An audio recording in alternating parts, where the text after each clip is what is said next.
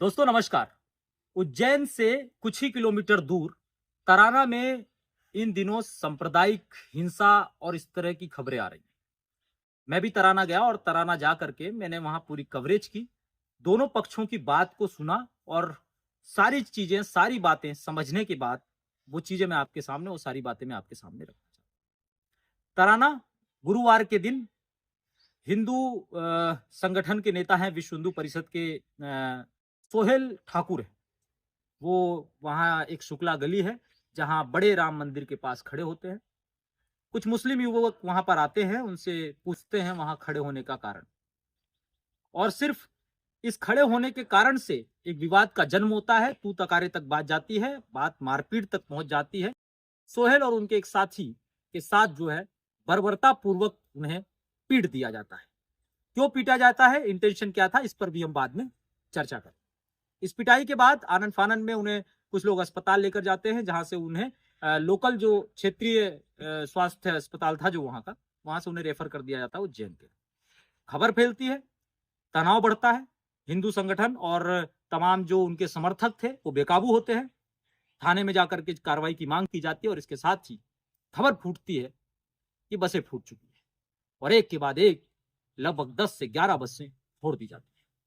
ये गुस्सा और ये तनाव की स्थिति बनी। 7-8 थानों का पुलिस फोर्स लगाया जाता है और उसके बाद पूरे क्षेत्र में धारा 144 लगा दिया, चारों तरफ पुलिस। उसी रात के 1 बजे मैं मौके पर जाता हूं और वहां मैंने फूटी हुई बसों की कवरेज की। पूरी रात वहीं रहा और सुबह 9 बजे से थाने के पास, तराना थाने के पास धीरे धीरे हिंदू संगठन के लोग जमा होने लग जाते। आसपास की सभी दुकानें जो लगभग खुल चुकी थी 9, साढ़े 9 बजे, वो धीरे धीरे बंद होने लगती हैं। लोगों से बात की तो लोगों ने बताया कि उनकी मांग है कि पुलिस ने जिन आरोपियों को पकड़ा है वो वास्तव में आरोपी नहीं है, बल्कि जो मुख्य आरोपी हैं वो फरार हैं। पुलिस को उन्हें पकड़ना चाहिए, इस तरह की कार्रवाई की मांग होती है। कार्यकर्ता वहां हनुमान चालीसा का पाठ करते हैं। कुछ लोग मांग करते हैं कि आरोपियों का जुलूस निकाला जाए और इस तरह की अलग अलग बातें जो है वहां पर होती हैं।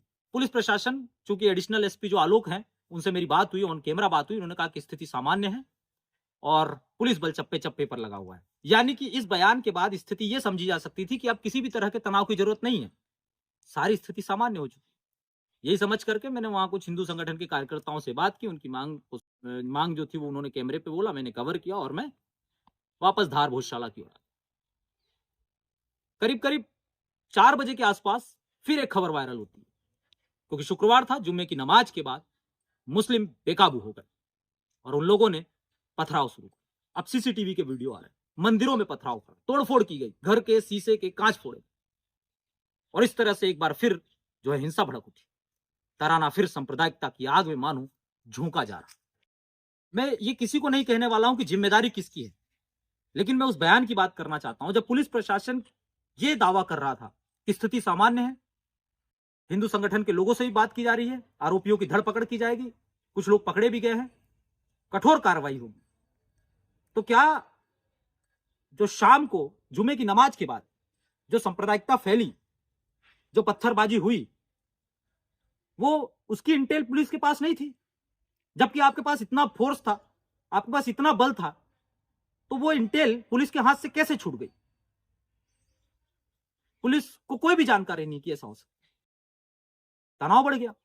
आज वहां के विधायक का मैं बयान सुन रहा था, जिन्होंने इतिहास का हवाला देते हुए ये बताया कि ये जो क्षेत्र है तराना, ये सौहार्द का क्षेत्र, तहजीब का क्षेत्र। हम भी यही अपील करते हैं, कोई नहीं चाहता कि किसी भी तरह की सांप्रदायिकता फैले, किसी भी तरह का दंगा भड़के। लेकिन यहां जो मुख्य बिंदु यही था, सबसे पहला ये कि पुलिस, चूंकि एक दिन पहले अगर इस तरह का वाक्य हो चुका था, गाड़ियों में पथराव हुए थे, तो फिर दूसरे दिन, यानी कि लगभग ये समझ लीजिए कि अगले ही दिन, जुम्मे की नमाज वाले दिन, जुम्मे की नमाज के बाद इस तरह का पथराव हो गया। तो इसमें पुलिस प्रशासन के पास, मुझे लगता है कि या तो सही जानकारी नहीं थी या फिर सब कुछ होते हुए भी पुलिस प्रशासन पीछे रह गया। बहरहाल पुलिस अभी इस पूरी स्थिति को अंडर कंट्रोल मान रही है, फोर्स पूरी तरह लगा हुआ है। अभी स्थिति जो है वो सामान्य बन भी रही है और लोग फिर से अपनी राह पर आ रहे हैं, दुकानें खुलना शुरू हो गई हैं। सिर्फ एक संदेश मैं भी देना चाहता हूं एचकेडी वर्ल्ड के माध्यम से, किसी भी तरह के दंगे में आप लोग ना पड़े, किसी भी तरह के पथराव में आप लोग ना पड़े। अगर कोई कर रहा है, अगर कोई इस तरह की हरकत कर रहा है, तो आप उसे पुलिस को सूचना दें। आप उसमें ना पड़े। क्यों? क्योंकि पुलिस आज नहीं तो कल उन लोगों को ढूंढ लेगी, चिन्हित करेगी। ड्रोन उड़ाए जा रहे हैं, एक एक व्यक्ति को चिन्हित किया जा रहा है, चाहे वो किसी भी पक्ष का हो, उस पर कठोर कार्रवाई हो। वहीं दूसरी ओर दूसरा बड़ा दावा भी ये कि तराना के भाईजान भी अब अपने आप पे कंट्रोल रखें। जिस तरह से नमाज के बाद ये हरकत की गई है, ये भी शर्मनाक है। और जिस तरह से हिंदू कार्यकर्ता के ऊपर सोहेल ठाकुर के ऊपर जिस तरह की बर्बरता की गई है, ये भी असहनीय है। शुक्रिया, जय हिंद।